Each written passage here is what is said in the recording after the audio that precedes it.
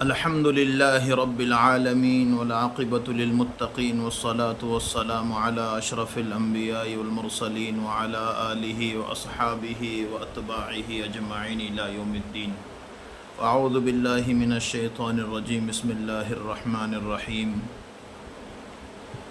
يا أيها الناس اتقوا ربكم الذي خلقكم من نفس واحدة وخلق منها زوجها وبث منهما رجالا كثيرا ونساء واتقوا الله الذي تساءلون به والأرحام إن الله كان عليكم رقيبا.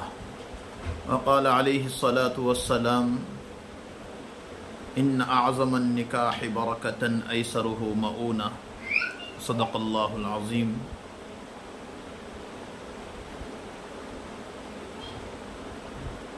میں نے جو آیت کریمہ تلاوت کی ہے اس میں مجھے نکاح کے متعلق چند باتیں عرض کرنی ہے. آج نکاح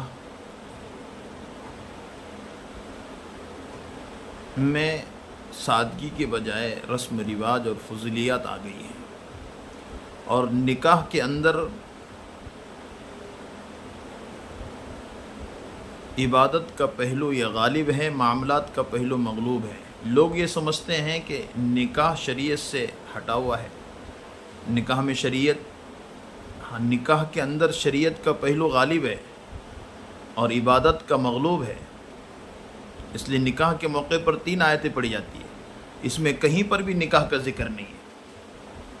پہلی آیت جو میں نے پڑھی ہے یا ایھا الناس اتقوا، اس میں تقوی کا ذکر. یا ایھا الذین آمنوا اتقوا اللہ، اس میں بھی تقوی کا ذکر.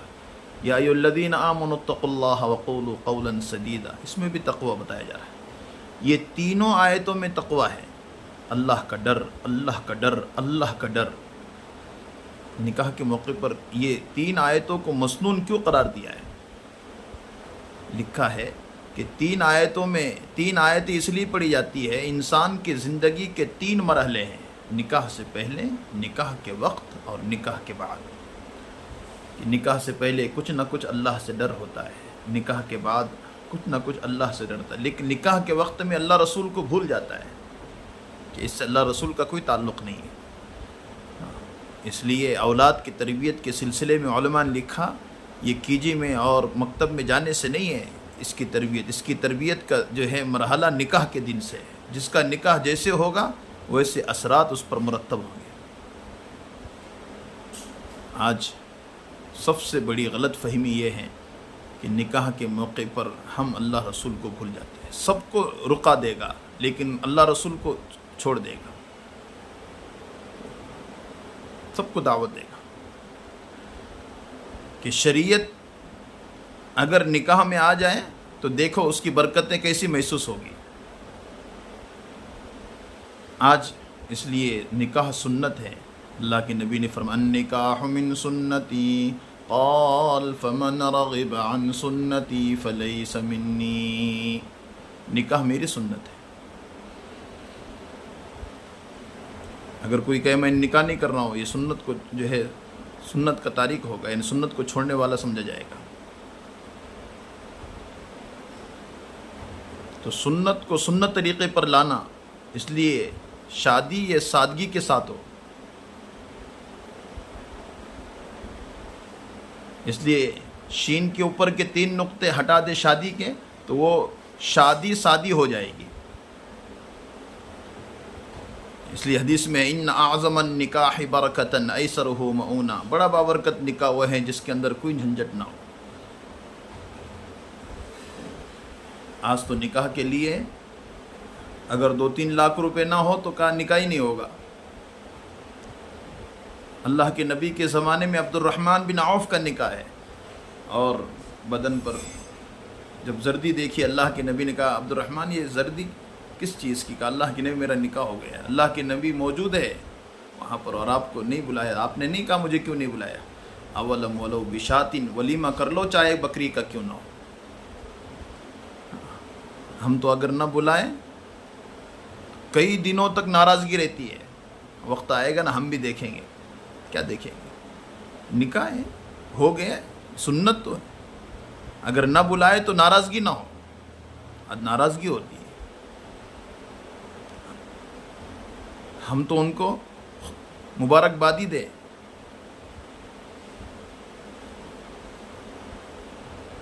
اس لیے نکاح بڑے بڑے ہالوں میں کیا جاتا ہے، نکاح کا اعلان ہے، ضرور پہنچنا چاہیے دعوت کے ملنے، اعلنوا بالنکاح، نکاح کا اعلان کرو،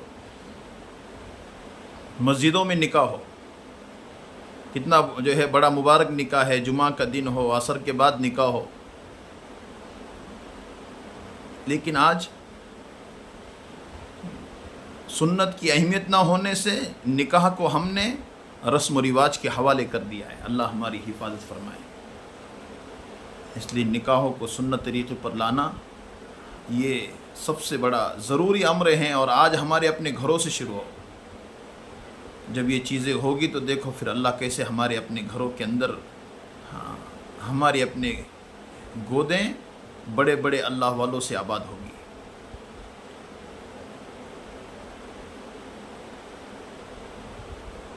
نکاح کو سادگی پر، میں اس پر ہمارے قریب کے زمانے کے ایک بڑے بزرگ مولانا احمد لاہوری رحمۃ اللہ علیہ، وہ خود اپنا قصہ سناتے ہیں۔ میں دارالعلوم دیوبند میں پڑھا کرتا تھا، میرے خسر لڑکی کے لیے مناسب رشتے کی تلاش میں دارالعلوم آئے، استاذ کے پاس بیٹھے، کہا حضرت میری بچی نکاح کو آئی ہوئی ہے، مجھے مناسب رشتہ ہو تو بتا دیں۔ کہا یہ بچے اس سال فارغ ہونے والے ہیں۔ تو مولانا احمد لاہوری کہتے ہیں مجھ پر آ کر ان کی نکاح ٹک گئی نگاہ۔ انہوں نے کہا یہ لڑکا مناسب لگتا ہے۔ کہا یہ تو اس کو تو باپ نہیں ہے، ماں ہے، یہاں آ کر گالیاں بکتی ہے، اس کو گھر کے اندر کوئی اس کا نگراں نہیں ہے۔ کہا اگر یہ تیار ہے تو پوچھ لو۔ بلایا، پوچھا تو کہا اگر کوئی مجھے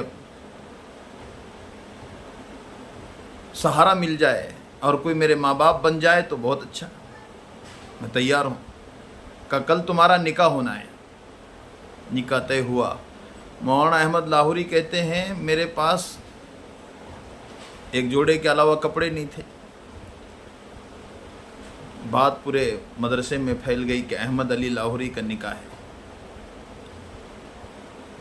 تو کوئی کچھ کہہ رہا ہے، کوئی آ کر یہ کہہ رہا ہے، کوئی دوست یہ کہہ رہا ہے، کوئی کہہ رہا ہے یہ کپڑے لو، میں کپڑے دے دیتا ہوں، نئے کپڑے پہنو۔ مجھے سب بچوں نے کہا، یعنی میرے جو دوست تھے انہوں نے سب نے کہا، میں نے ہاں بھر لی، لیکن کہا آج تک میں نے کسی سے کچھ نہیں لیا، کیسے لوں؟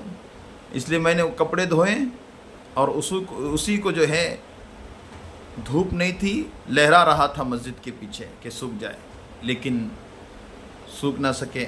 میں گیلے کپڑے پہن کر مسجد میں پہنچا۔ کہاں ہے دولہا؟ کہا وہ جو گیلے کپڑے پہن کر بیٹھا ہے۔ نکاح ہو گیا۔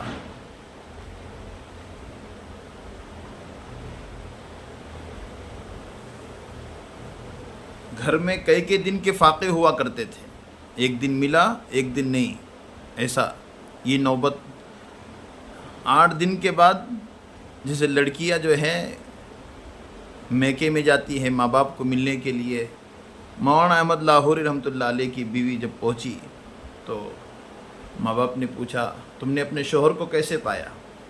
جواب سنو کیا کہہ رہی ہے۔ کہا لوگ مر کر جنت میں جاتے ہیں، میں جیتے جاگتے جنت میں چلے گئی۔ اللہ اکبر۔ یہ مولانا احمد لاہوری رحمۃ اللہ علیہ اور ان کی سب نے نام سنا ہوگا، بڑے مفسر قرآن تھے۔ تو نکاحوں میں جب نکاح ہوں گے جو ہے سادگی کے ساتھ اس کے اثرات مرتب ہوں گے۔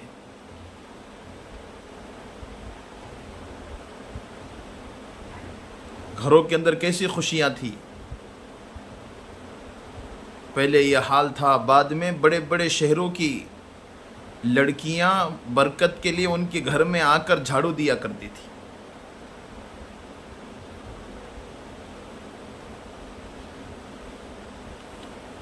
کہنا یہ ہے کہ ہم اپنے نکاحوں کو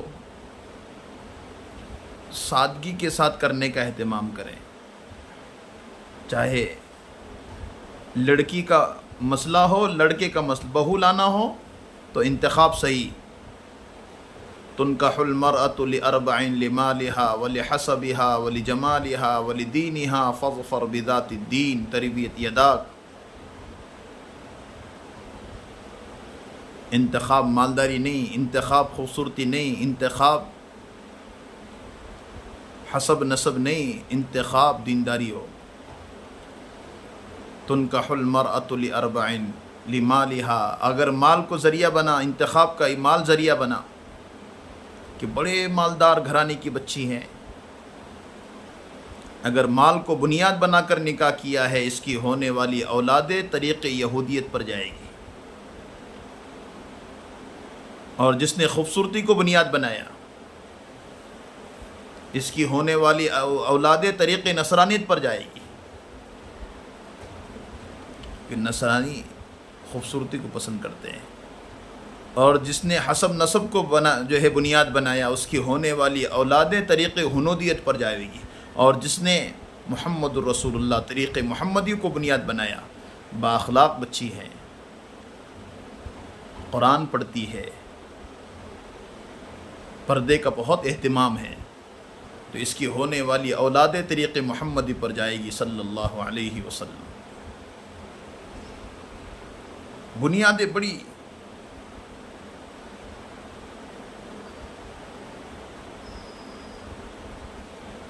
ہماری اپنی خراب ہیں، کہ ہم دیکھنے کی جو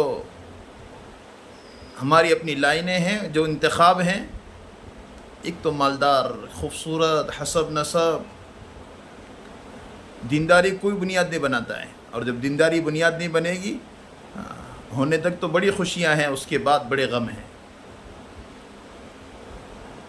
دیکھو نا، شوہر کو شوہر کے ساتھ کا اس کا رویہ صحیح نہیں ہے، ماں باپ کے ساتھ کا رویہ صحیح نہیں ہے، گھر کے اندر بچوں کے ساتھ کا رویہ صحیح نہیں ہے. انتخاب غلط ہے، انتخاب صحیح ہو.